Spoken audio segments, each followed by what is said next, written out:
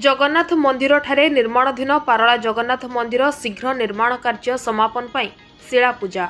गजपति जिला पारलाखेमुंडी स्थित निर्माणाधीन जगन्नाथ मंदिर को राज्य पर्यटन विभाग तरफ 60 लाख टंका अनुदान राशि मिलिथिबा बेले आज जिलापाल विजय कुमार दास शिला पूजन सह होम यज्ञ करथिले।